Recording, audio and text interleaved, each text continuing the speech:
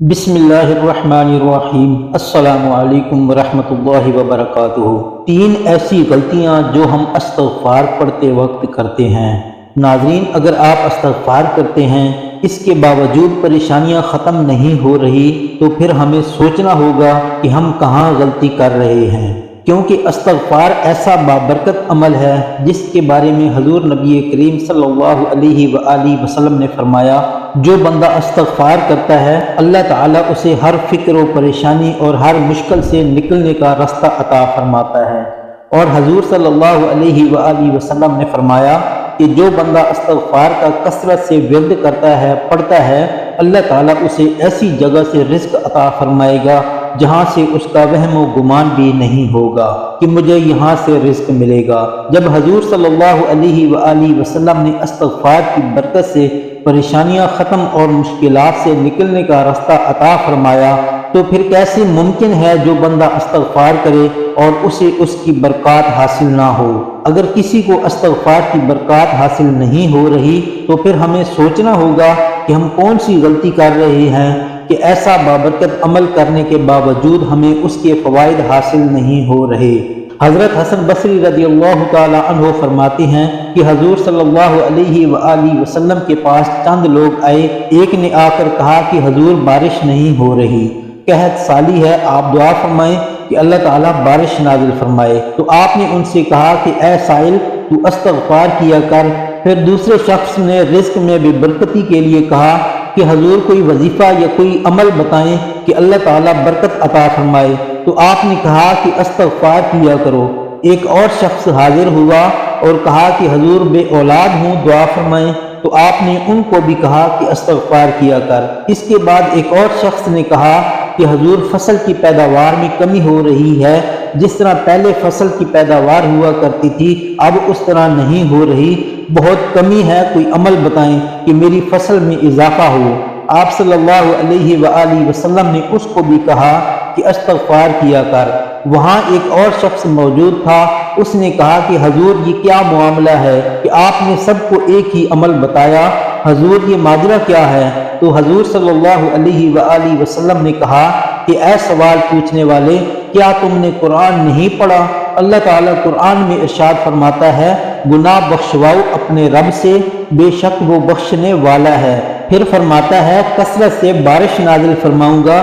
پھر اللہ رب العزت فرماتا ہے کہ تمہارے مال اور اولاد میں برکت ڈال دوں گا اور تمہارے لیے بہار بناؤں گا اور تمہارے لیے نہریں جاری کروں گا۔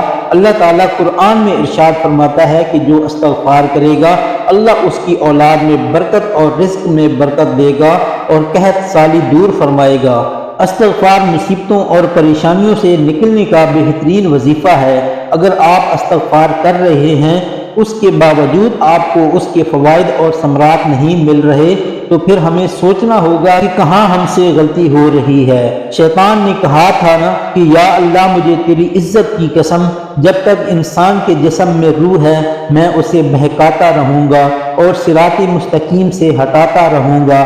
تو اللہ تعالیٰ نے کیا ارشاد فرمایا، اے شیطان مجھے بھی اپنی عزت و جلال کی قسم، اپنے بلند رتبے کی قسم، جب تک میرا بندہ استغفار کرتا رہے گا اور توبہ کرتا رہے گا میں اسے بخشتا رہوں گا۔ یہ تو ایسا بابرکت عمل ہے، کوئی استغفار کرے اور اسے اس کے فوائد اور برکات حاصل نہ ہوں۔ حضور نبی کریم صلی اللہ علیہ وآلہ وسلم کے صحابی حضرت حذیلہ بن زید رضی اللہ تعالی عنہ فرماتے ہیں کہ نبی کریم صلی اللہ علیہ وآلہ وسلم کا ارشاد عالی شان ہے کہ بندہ اللہ کے عذاب سے محفوظ رہتا ہے، پریشانیوں سے دور رہتا ہے جب تک وہ استغفار کرتا ہے۔ تو ان احادیث سے اور قرآن کریم کی آیات سے واضح طور پر اللہ اور اس کے پیارے حبیب صلی اللہ علیہ وآلہ وسلم نے استغفار کرنے والوں کے لیے جو خوشخبری سنائی ہے کہ تم استغفار کرو، اللہ تمہارے لیے آسانیاں پیدا فرمائے گا، تمہارے رزق میں برکت ہوگی اور تمہاری مصیبتیں اور پریشانیاں دور ہوں گی، وباؤں اور بلاؤں سے اللہ تمہیں نجات عطا فرمائے گا۔ مولانا رومی فرماتے ہیں کہ اے انسان تجھے غم مصیبت پریشانی لاحق ہوتی ہے وہ تیرے اعمال کی وجہ سے اور تیرے کردار تیرے عملوں کی وجہ سے ہوتی ہے۔ انسان جب تو دیکھے کہ تجھے مصیبت و پریشانیوں اور وباؤں کے امراض نے گھیر لیا ہے تو اس وقت تو استغفار کی کثرت کیا کر، پھر اللہ تجھے مصیبتوں سے بلاؤں سے نجات عطا فرمائے گا۔ کثرت کے ساتھ استغفار کرنے والوں کے لیے خوشخبریاں ہیں۔ اب قرآن سے اور حضور نبی کریم صلی اللہ علیہ وآلہ وسلم کے فرمان سے ثابت ہے کہ استغفار سے آسانیاں پیدا ہوتی ہیں۔ اللہ اور اس کے رسول صلی اللہ علیہ وآلہ وسلم کا وعدہ جھوٹا نہیں ہو سکتا۔ کائنات ادھر کی ادھر ہو سکتی ہے، اللہ اور اس کے رسول صلی اللہ علیہ وآلہ وسلم کا وعدہ جھوٹا نہیں ہو سکتا۔ کیا وجہ ہے کہ ہم استغفار کرتے ہیں لیکن اس کے فوائد اور ثمرات نہیں مل پا رہے؟ اصل میں ہمارے اندر کوتاہی ہے، ہمارے اندر کمی ہے۔